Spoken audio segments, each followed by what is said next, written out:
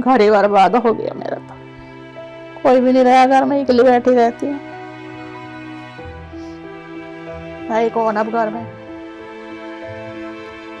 बच्चे रहते तो चहल पहल रहती थी, यहाँ पे बहू भी रहती थी, अब कोई भी नहीं है। अब है कौन? पूरा घर ही बर्बाद हो गया। क्या है? कुछ नहीं है, जिंदगी बेकार है।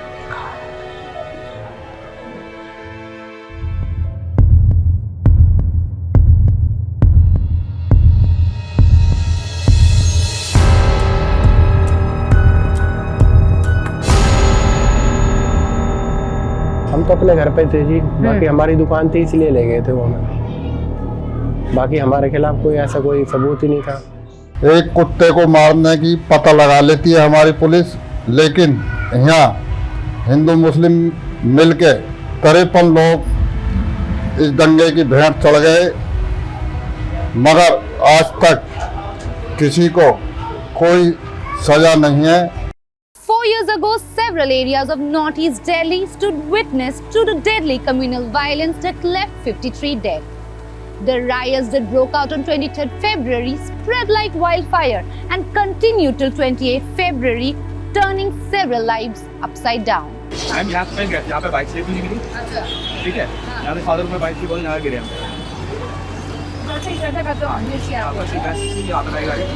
तो जहाँ फादर गिरे हमारे आप आए थे किस? आप कहाँ गिरे थे? मैं इसके बाद यहाँ से ये सर्कल जो है आप आए बाहर कहाँ आए?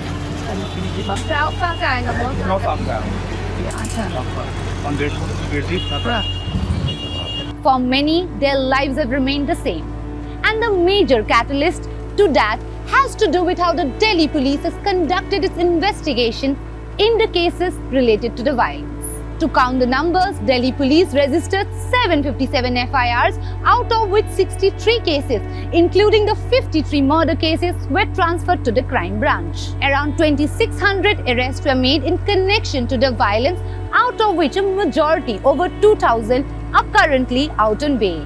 So far, Delhi courts have acquitted 183 persons and discharged 75 others. We document the lives of those who have been acquitted and discharged, and those whose lives changed forever since 2020. Complete अब मैं दिखाना में चाय निकल जाएगी। अरे ये तो बहुत सुंदर है। अभी कंप्लीट है, इसमें स्ट्रिप्स लगानी बाकी है अभी। तो वो मटेरियल लेके जाते हैं? नहीं, ये तो अपने लिए बना के रखा है। ये तो बहुत ड्रेसेस डिजाइन की हुई है मैंने। Akram Malik was arrested on charges of rioting and arson in connection to the violence that broke out in 2020. Now, this particular case of arson and rioting pertains to a stationery shop, Chawla Bookstore, located some 200 meters from Malik's scrap dealing shop. मेरा arrest जो है उन्होंने इसी आधार पे किया था कि मैं उन्हें फुटेज नज़र आ रही थी मेरी, जो कि मेरे गोदाम के बाहर की थी। तो उन्होंने मेरे पे ये आरोप लगाए कि तुम भीड़ को बुला रहे हो, इकट्ठा कर रहे हो, और इस आधार पर ले जा करके उन्होंने मुझे जेल में बंद कर दिया, जो कि जेल में मुझे बहुत दिक्कत हुई, क्योंकि कोरोना टाइम चल पड़ा था, उससे और भी ज़्यादा दिक्कत हुई। Akram Malik was arrested on the basis of information provided by a secret informer and a police constable who had claimed to have been at the spot of the incident. Now, this particular police constable had identified Akram as part of the mob from the CCTV footage.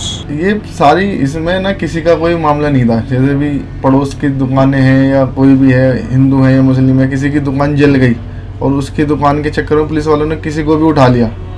Akram Malik and 2 others were recently acquitted by a Delhi court, while noting that the prosecution failed to prove beyond reasonable doubt their case. According to the court's order, while the police constable had identified Akram on 6th March, he was arrested only on 20th March. The court order also cast doubt on the veracity of the witnesses in the case. While Akram Malik is now free, the other two who have been acquitted by the Delhi court continue to face the judicial system due to the other cases lodged against them. जो उस time की जो भरपाई है वो नहीं हो सकती कभी भी। मैं अंदर था जेल में, मेरी वाइफ प्रेग्नेंट थी, और जैसे कि मेरी वाइफ के सिजेरियन बच्चे होते हैं, वो टाइम तो बहुत ही ख़राब था, उसकी तो भरपाई हो ही नहीं सकती। In the last 4 years, Delhi courts have repeatedly pulled up the Delhi police for shoddy and callous investigations and also for filing NNS charge sheets. Delhi courts have slammed and hit out at the Delhi police for filing charge sheets in a predetermined and mechanical manner.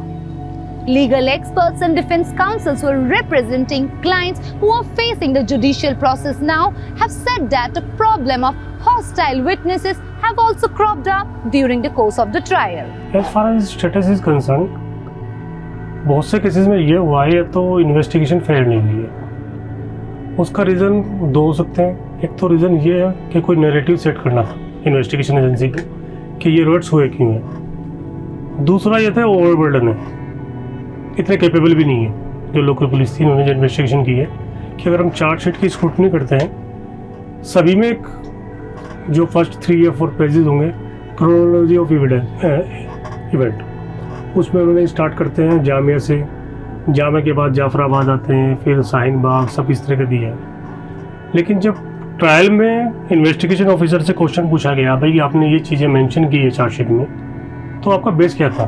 आपको किसी witness ने ऐसा बोला या आपको इस तरह कोई एविडेंस मिला?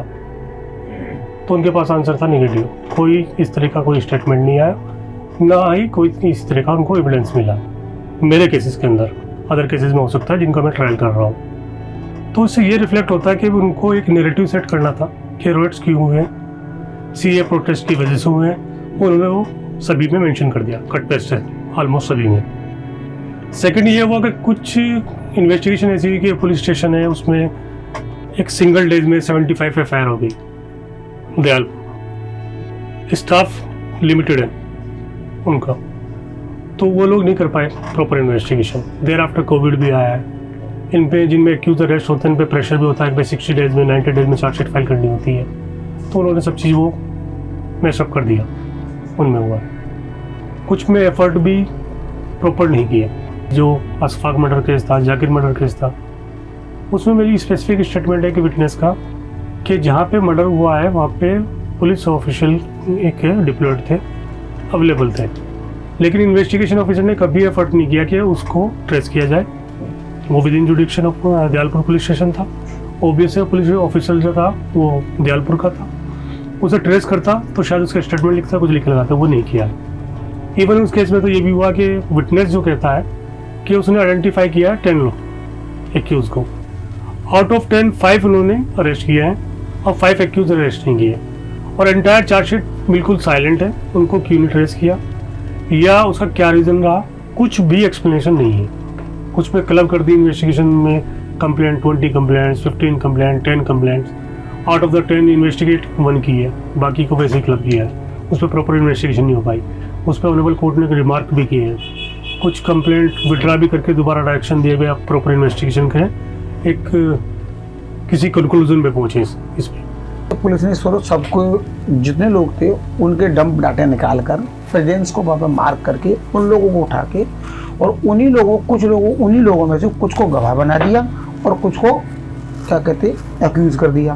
तो जो गवाह बने वो पुलिस के हिसाब से बोल गए और यहाँ आकर उन्होंने पुलिस ने जो बयान दिए थे 161 जो दिया था वो कोर्ट में आकर पूरी तरह से मना कर दिया। 2 ऐसे विटनेस हैं, एक शशिकांत जो 5 मर्डर केस में विटनेस है और एक नरोत्तम सिंह 9 मर्डर केस में विटनेस है। और नरोत्तम सिंह का बड़ा आप सुनेंगे तो उसका बयान ऐसा बयान है कि वो खजूरी चौक जो है वहाँ से उसका बयान शुरू होता है और वो खजूरी से जो गामड़ी जाता है, यमुना विहार जाता है, फिर थाने, और 3 दिन तक वो अपनी मोटरसाइकिल ढूंढता है दंगों के अंदर। आप ये कल्पना करिए कि एक व्यक्ति 3 दिन तक सिर्फ अपनी मोटरसाइकिल ढूंढ रहा है जिसमें लोग बाहर नहीं निकल रहे हैं और वो मोटरसाइकिल ढूंढ रहा है। कई बार थाने जाता है, उसको गवाह बना दिया। मेरी नजर में मुझे लगता है कि उसको प्लांटेबिलिटी इसलिए है कि वो 3 दिन तक मोटरसाइकिल, जब उसको पता है कि माहौल खराब है, 144 लगा हुआ है, पुलिस बाहर है, फोर्सेस बाहर हैं, तो वो मोटरसाइकिल कैसे ढूंढ पाएगा। सबसे बड़ा जो पुलिस का फेलियर है वो ये है कि उन्होंने एक ही विटनेस को कई सारे मर्डर केसेस में गवाह बनाया, विटनेस किया है। एक तो ये प्रॉब्लम है। दूसरा प्रॉब्लम ये है कि जो पीड़ित पक्ष जिनके परिवार जो मृतक हैं उनके परिवारों के जो बयान हैं वो विरोधाभासी बयान होने के बाद भी वो बयान उन्होंने चार्जशीट में फाइल किए हैं। जिनको अक्यूज किया उनको सिर्फ इस बेस पर कि उनके पास कोई एविडेंस, पक्का ठोस एविडेंस है, रिकवरी नहीं है पुलिस से। अगर रिकवरी हो जाती है तो वो जाकर फेल ऑफ एसएफएल जो जांच में, फॉरेंसिक जांच में जब जाती है तो वहां से कनेक्ट नहीं होती है। एक इसका मीनिंग ये है कि जो पुलिस ने रिकवरी की है वो फॉल्स और जो कहते हैं उसको हम लोग प्लांटेड रिकवरी है, क्योंकि अगर वो रिकवरी वही वाली रिकवरी करते जो यूज हुए हैं तो कुछ ना कुछ ब्लड स्टेन मिलते, कपड़ों पे मिलता, कुछ भी मिलते। तो पुलिस ने जो रिकवरी की है बहुत बाद में की है, इस वजह से वो सिर्फ उन पर दबाव था कि केसों को सोल्व करना है, तो जैसा उल्टा सीधा उनको लगा वो उन्होंने कर दिया। Aleem Saifi too found himself in a similar situation.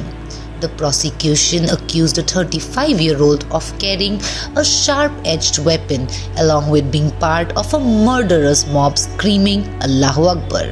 His mobile location was said to be traced near the spot where Nitin alias Monu Kumar's father Vinod Kumar was killed in Brahmapuri during the riots.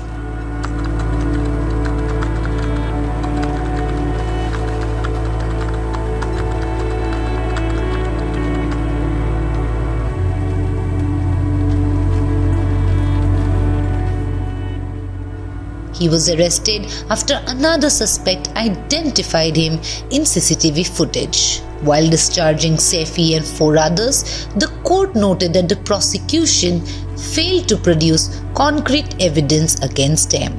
Like Malik, Saifi is free now, even as the others with him continue to face the sword.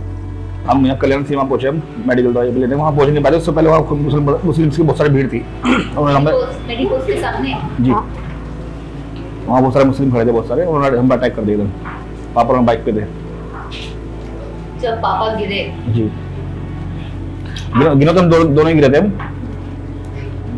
उन लोगों ने attack कर दिया हमारे, तो मेरे face पे पत्थर पत्थर सर पे लगता मेरे को, तो उन्होंने जब गिर गए उन्होंने हमारे ऊपर अटैक करा, उन्होंने डंडे वाला था उन पे। अचानक अटैक हुआ था, कोई पहचान था ही नहीं, फिर चोट इतनी आई थी, मैं भी नीचे गिरा हुआ था, मैं वहाँ बेहोश हो गया था टाइम पे। Saifi lost his scissor manufacturing business during the 9 months that he was in jail. The family was forced to rent out their property to a restaurant. Saifi refused to talk to the print on camera.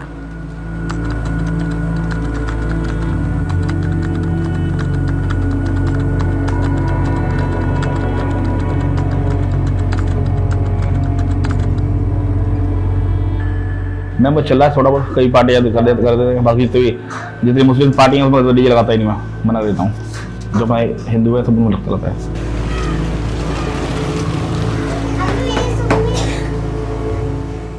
Among the 53 lives extinguished during the communal violence that broke out in northeast Delhi are those of Mehtab, Zakir, Ashfaq and Zameen. These 4 Muslim men were killed in separate instances of mob violence that broke out on the 25th of February. One of them had stepped out to get milk. Another, an electrician, was returning home from work. And another one had gone down to offer namaz. Mutilated bodies of these 4 men were found by the Delhi police that initially registered a single FIR in the case before lodging 4 separate cases. In 3 of these cases, the Delhi police named 4 Hindu men and 1 Muslim man as accused for the murders. कैसा बेटा था मेहताब? बहुत बढ़िया, बहुत अच्छा। मैं ताकि मैं तारीफ ना कर सकती जैसे मेरा बेटा। बेटे मेरे 4 हैं, चारों में नंबर आ, वही है मेरी कल तो, वही मेरा साथ देता बुढ़ापे का, वही मुझे कमाता है खिला। उसके जाने के बाद में बस एक एक पैसे को मैं मोहताज हूँ हर बार, और उसका करने बेकार हो गई मैं बस।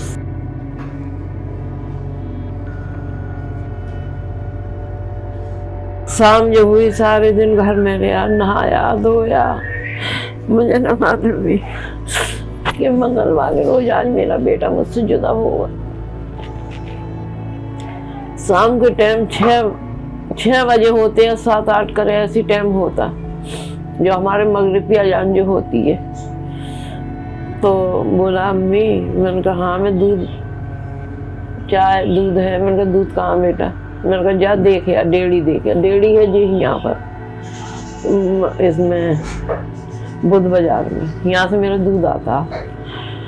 तो मैंने कहा जा तू गाड़ी देखे आ गई हो तो आज, और ऐसा है एक थैली दूध की लेगी और आ गई हो तो फिर मुझे बता दिए, मैं दूध ले आऊँगी। बस इतनी बात हुई है मैडम, मैं क्या बताऊँ। मेरा बच्चा घर से निकला, फिर तो आधा घंटा भी ना बीता, बस यहीं से मैं नमाज पढ़ के नीचे ही उतरी हूँ। गोले फोले की आवाज़ आ रही तो मैंने अपने सामने वाली से बोली, मैंने कहा बड़ी जोर का गोला छूटा, क्या हुआ क्या ना हुआ, क्या उधर हुआ रोड पे कोई बात, लड़ाई दंगे हो रहे हैं। अब मैं जो बस मैंने कहा अल्लाह कहाँ जाऊँ। मैंने कहा अभी मेहताब ना आया तो मैं इधर को जा रही, इधर से भी रास्ता। इतने मेरे बेटे की एक लड़की ने आके कि मेहताब कहाँ? तो मैंने कहा मेहताब तो दूध लेने गया कि वो मेहताब महर में है। बस बेटा मैंने ना देखा मैं किधर से गई, मैं महर में सीधी पहुंच गई। बस मेरा लंबा लंबा कलेजा निकल के देख मेरे हीरे को देख के, बस फिर मुझे ना मालूम नहीं कि मैं कहाँ हूँ कहाँ नहीं। क्या मालूम मेरे मेहताब को कौन लाया महर में से, मुझे कौन। फिर मुझे बहुत 2 साल तक तो मेरा दिमाग ऐसा हो गया कि जैसे कुत्ता तीमियां चलती रहे, अपने होश में न लेगा। पर भूत मेरा बहुत काबिल है, या अल्लाह तो जन्नत फिरोजा में बुलंद रुतबा दिए। भूत मेरा बहुत मेरे हकों में मेरी कली वो बहुत अच्छा लौटा मेरा। आपका जब बच्चा गुजरता है ना तो वही जानता है, कोई माँ बाप नहीं भूलेगा, कोई नहीं भूलता अपने बच्चों को। आपके बच्चे के साथ हो जाता है कि आप उसको भूल जाओगे, नहीं भूल पाता है कोई भी, चाहे कितने ही पुराने केस हो जाए। आप तो भड़कती है दिल में, मैं सोच सोच के रह जाते हैं कि हाँ ये काम बहुत अच्छा करवाया करवाने वालों ने। कोई इंसाफ नहीं मिला,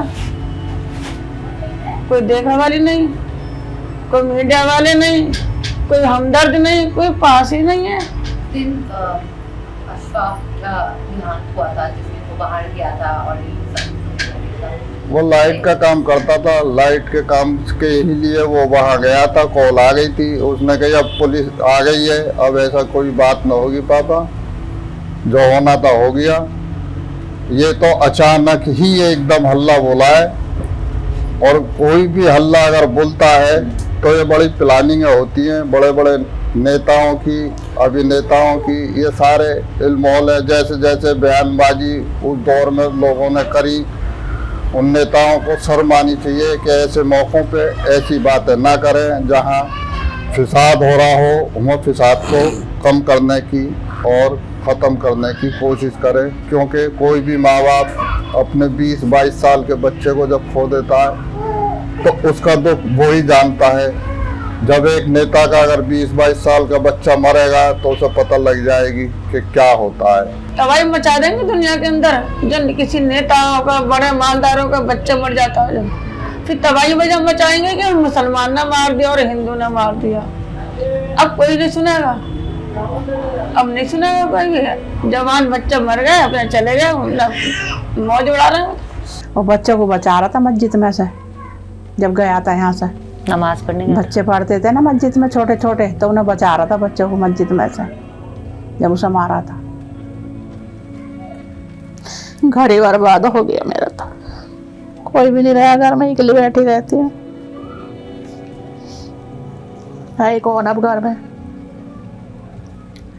अपने औलाद किसके याद ना आएगी। जवान बच्चा था मेरा। Delhi court acquitted all the 5 men after the prosecution's star witness turned hostile.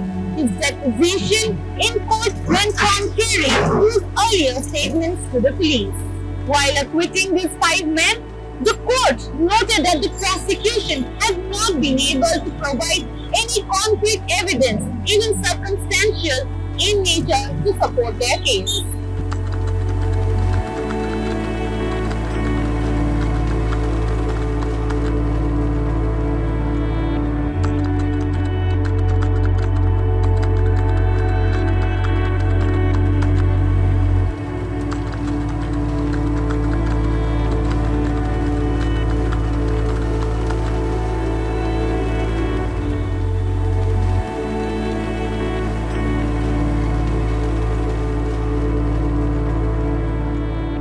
हम तो समझ लो भिखारी हैं हम। इस टाइम पे उसके पैसा लगाते कोर्टों में देखो, कोई भी वकील हम जाके तो 500 से तो कोई फीस कम लेगा नहीं। और जबकि हमें बहुत ही ज़्यादा ही कड़कड़ डूबा में जानते भी हैं, तो मुझे मदद मेरी खूब कर देते हैं, कम से कम पैसे लेते हैं। और इतना परेशान है, अभी बच्चा मेरा इतना परेशान है कि डर डर के रह गया यहाँ। कभी घर में सोगा ना तो डरता रहेगा कहीं पुलिस वाले ना आ जाए, कहीं हमें पुलिस वाले ना आ जाए। ये मकान हमारा बिकता नहीं कि कई बार इस पर जमानत हम ले चुके हैं तो कोई मकान नहीं देता, लेकिन मैं सोच रही से बेच के कहीं चली जाऊँगी लेके। तो ये छोटे छोटे जो कि हम क्या खाएंगे कमाएंगे, हमारे पास कोई जरिया ना है ना। मैंने उन इस थाने वालों ने मुझे इतना दुखी इतना परेशान रखा कि मैं इन्हें पढ़ा लिखा नहीं सकी अपने बच्चों को। कमा के बस उस चक्कर में लगा दी। मैं इतनी दुखी परेशान नहीं, मगर अल्लाह तेरा शुक्र है, अल्लाह का शुक्राना अदा भेजूँ। फिर भी तूने हमारे बच्चे की और हमारी जान बचा रखी है, इसमें भी तेरा कोई ना कोई फ़ायदा होगा अल्लाह ताला के, जो हमारी मदद कर रहा।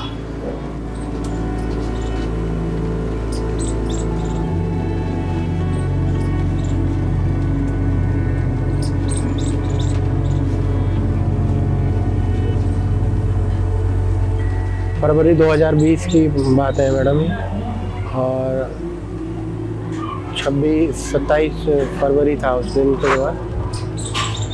लॉकडाउन भी चल रहा था, तो मेरी मेन रोड ब्रिजपुरी पे दुकान थी मोबाइल ठीक करने की, और उस टाइम पे लॉकडाउन था, तो इसलिए मैं घर पे ही अपना सब्जी का काम कर रहा था। तो पुलिस वाले आए, क्राइम ब्रांच वाले, कहने लगे आपकी दुकान थी वहाँ पे, तो आपको जो पूछताछ के लिए हमारे साथ चलना पड़ेगा। तो मैं कहा ठीक है जी चलते हैं। बस ऐसे पूछते पूछते उन्होंने जो है फिर अरेस्ट कर लिया। हम तो अपने घर पे थे जी, बाकी हमारी दुकान थी इसलिए ले गए थे वो हमें, बाकी हमारे खिलाफ कोई ऐसा कोई सबूत ही नहीं था। हम अपने घर पे ही थे, अपने सब्जी की दुकान पे अपना काम कर रहे थे। जेल का तो मैडम अलग ही सिस्टम है सारा, वहाँ का सब कुछ चेंज है। यहाँ के हिसाब से मतलब कोरोना के टाइम पे लेके गए थे, लॉकडाउन में थे उस टाइम मुलाकात भी कोई नहीं आ रही थी हमारी, कपड़े भी नहीं थे अपने पास, जैसे जैसा टाइम काटा, खाने पीने सिस्टम ठीक नहीं था, कुछ भी ठीक नहीं, लड़ाई झगड़े थे, बहुत जेल का सिस्टम गलत था। मतलब हम लोग पहली बार गए थे तो हम मतलब क्रिमिनल थे नहीं, इस चीज़ को हम समझा नहीं कभी, और वहाँ के सब लोग ऐसे थे, मतलब थोड़े क्रिमिनल टाइप के सारे, मतलब इस टाइप के लोग थे। मेरे को 11 अप्रैल 2020 में उठाया था शाम को 4 बजे के आसपास। तो मुझे बुला के लेके गए थे खाली पूछने के लिए कि मतलब तुम किस तरीके से, मतलब कैसे क्या हुआ वहाँ पे। तो उन्होंने कहा टेंशन मतलब तुम छोड़ देंगे। फिर उन्होंने थोड़ी देर बैठा के रखा, हम वहाँ बैठे वहाँ पे, तो वहाँ क्राइम वाले थे, उन्होंने 2-4 घंटे में बिठाला वहाँ पे। शाम को 5 बजे घर मैंने फ़ोन करवाया, तो घर वालों को पता पड़ी कि मतलब मैं नंदनगरी क्राइम ब्रांच के अंदर हूँ। ठीक है, पापा वहाँ पहुँचे उस टाइम पे, तो मेरे को ना खाली मिलने दिया नहीं, तो ब्लैंक पेपर दिया मेरे को एक, उसमें मतलब साइन करा लिए। अब मैंने उनको बोला मैं ब्लैंक पेपर साइन नहीं करूँगा, तुम्हें क्या केस लगाओगे मुझे बताओ पहले। तो मैंने कहा मेरा कोई एविडेंस है, कोई प्रूफ तो मुझे बताओ। कह रहे टेंशन मतलब कुछ नहीं है तो कर दे। मैंने ज़बरदस्ती मना भी करा, तो मतलब उन्होंने धमकी दी, मतलब इस पर तुम इसे साइन करो। तो मतलब हमने मारा तो नहीं उन्होंने, धमकी दी, मेरे को साइन करा लिए, हमने कर दिए। फिर उसके बाद हमें मेडिकल के लिए लेके चले गए, फिर वहाँ से अगले दिन हमें मंडोली जेल में शिफ्ट कर दिया था। वहाँ से सिर्फ ये कहा था कि तुम दंगे के अंदर शामिल हो, मतलब भीड़ भाड़ कैसे दिखा। मैंने भीड़ में तो मैं था ही नहीं वहाँ पे, फुटेज मेरे इनके पास आ रखी है, फुटेज में मैं उनके पास खड़ा हूँ, मेरे पास कोई भी बंदा नहीं है, मैं खड़ा हूँ जहाँ पे फुटेज के अंदर। ठीक है, उन्होंने सिर्फ कहा तो छूट जाएगा 20-15 दिन में, तो को जाना पड़ेगा अंदर। तो इस चक्कर चले गए। 21 दिन बाद पता पड़ा हम पे कि मतलब मर्डर केस लगे हुए हैं। मैं जिस जगह बैठा था मैडम, हर कोई मैंने मुझे ऐसे सोचता है कि मतलब मैं क्रिमिनल हूँ, मतलब जबकि मेरा कोई रिकॉर्ड नहीं पीछा थाने में, कुछ भी नहीं, कैसे कुछ रिकॉर्ड नहीं लड़ाई झगड़े का। अब किसी को बताओ ना तो मतलब सोचते हैं कि मतलब ये क्रिमिनल है, मतलब मर्डर कर रखे हैं। एक जिंदगी में ठप्पा सा लगे करके, मतलब ये चीज है। अभी मैं ये चाहती हूँ कि मेरे बच्चे पे से ये बीसी का केस हट जा, तो हम चैन से सो जा। मैं रात को हम सो भी नहीं सकते चैन से कि वो घर में सोगा, तो नहीं डरती रहूँगी कहीं पुलिस वाले ना आ जाए, कहीं पुलिस वाले ना आ जाए। Now with this acquittal order, the families of Ashraf, Zakir and Mehtab asked who killed their sons and their husbands. Meanwhile, Jameen's murder case continues to remain unsolved.